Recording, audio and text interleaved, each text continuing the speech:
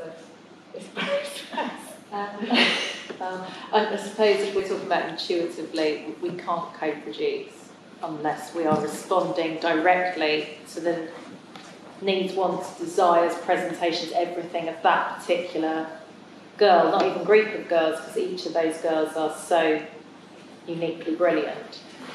So for me, the reason it's iterative is because you can walk in and be like, right, everything we've planned is definitely wrong at this point, just because of what's happened in the day or what's, so really being, I suppose for me, iterative means being child-led and being led by those girls in that process as far as possible. Maybe it would be useful as well to explain a bit more the nuts and bolts of the method. So the method of the practitioner group is that you meet for a whole day.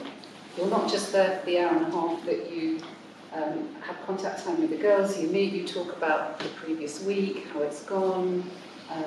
You compare notes, and you've had the idea because you've had to bring the materials. But it may be that in that discussion, the idea of what will be delivered, and I've seen this happen in action, in observing you, that what actually happens may be different. It will be tweaked according to the different voices that are in the room, the different observations and reflections.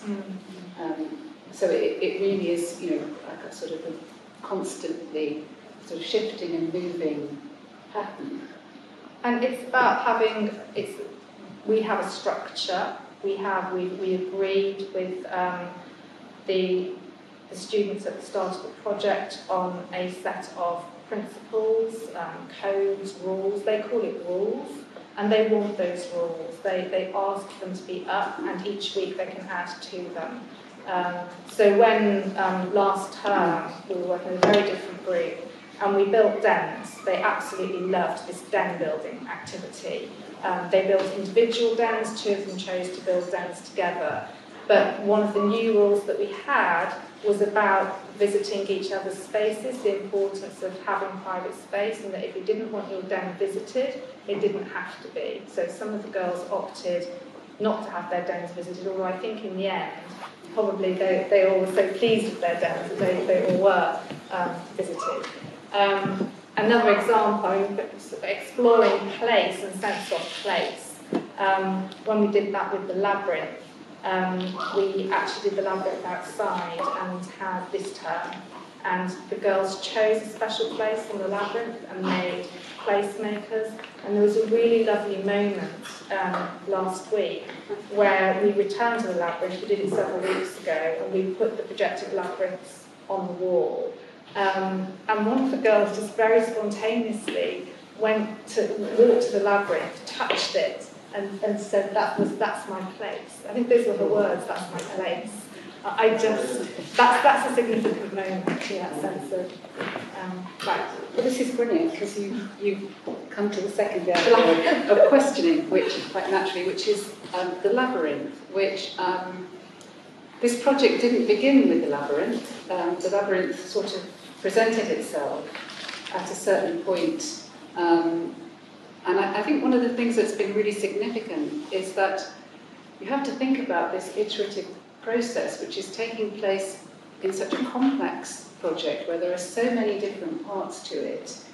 And you didn't have a symbol or a way of actually describing succinctly what your vision was for the project, and then suddenly the labyrinth came along and seemed to be the most fantastic symbol in all ways, and also has become part of the offer to the girls. I don't want to call it the curriculum because that's the wrong word, but it's become part of the content, a very integral part of the content, and may actually form 1 or 2 of the workshops that stay in the package that you're going to be producing at the end of the project, potentially. So can you talk about how the labyrinth came to hold this significance and then also become the logo, so that you're actually stamping that on the front of the project? Yeah.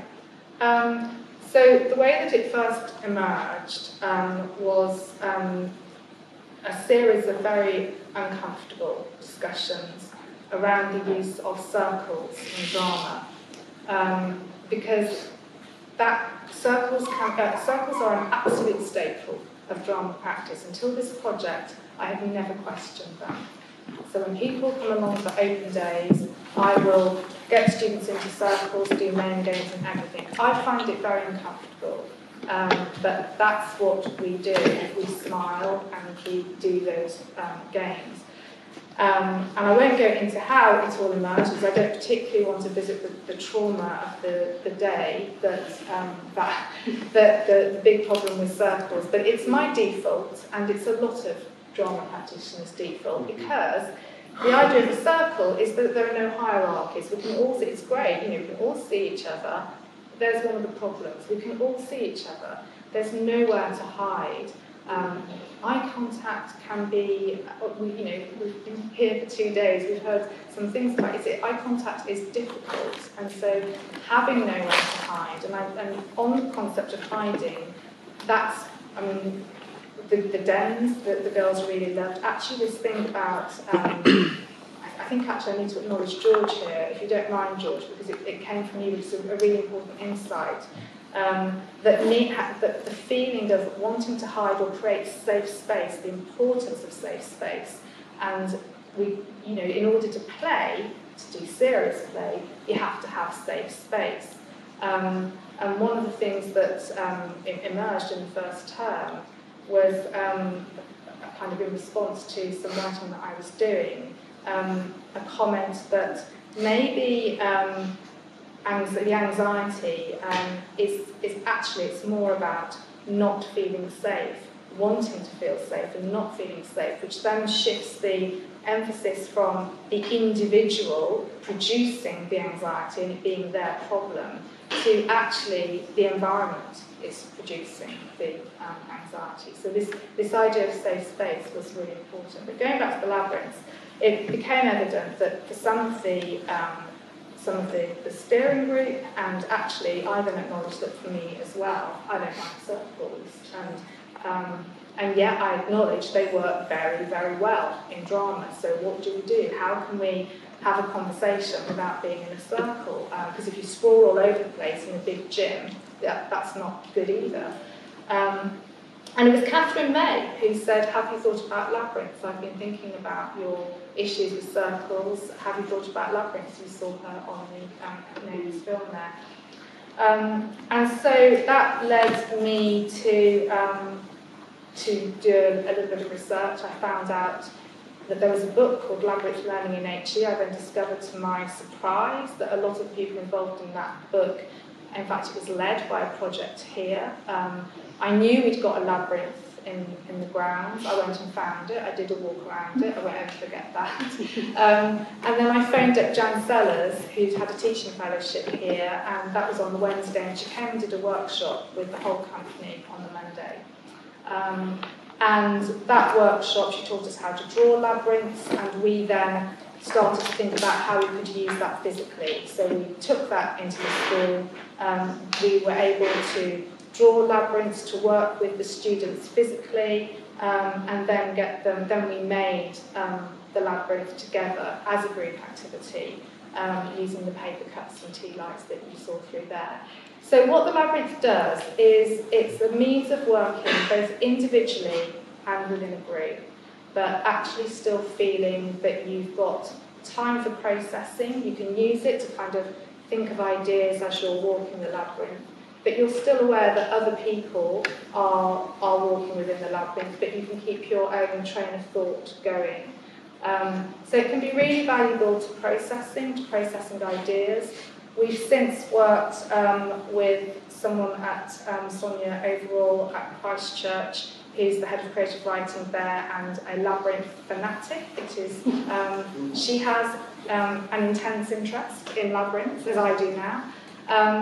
And she uses labyrinths as a creative stimulus. So when we came to working with, we've used the Tempest this year, this term, because islands has also become a theme. This island's mine, and the labyrinth looks a bit like an island. So she used the labyrinth and kind of character creation from the Tempest as a kind of creative stimulus. So it can be used creatively, it can also be used as a way of processing thought. It means that you've got the advantage of working individually and as a group. And often that's one of our structures that we often start working on. We'd always do a kind of group something as a way of finding out how we are, and often through a movement exercise of some sort. And then we've also developed this carousel approach that we've used quite a lot. But then we will do as much as we can doing things that enable the girls to work with us as individuals and then build it up to a group activity. That's been one of the structures, not every time, but one of the structures that we found has worked quite well. And it links to this sense of wanting community, wanting a sense of individual identity, but wanting to feel that sense of belonging and part of community as well. It's a way of exploring that through the drama structures. You also loved it because it can look a bit like a thumbprint. Yes. For a brain. Yeah. It had lots of different resonances. Yeah, I was a bit worried by the brain because I've got a background in cognitive neuroscience and cognitive theory, and I've had a lot of. It doesn't, people think cognitive brains, and actually, I'm committed to this concept of the 4 E's. It's an ecological approach, and it's embodied. So that's one of the E's: embodied, embedded, and active, extended. Those are the 4 E's. So when the link was made to the brain, I was like, oh no! You were less clear. Which is why you've got 2 different designs, haven't you? You've got one which looks more like a thumbprint. Yeah. And handle. Yeah. Okay, I think that's it.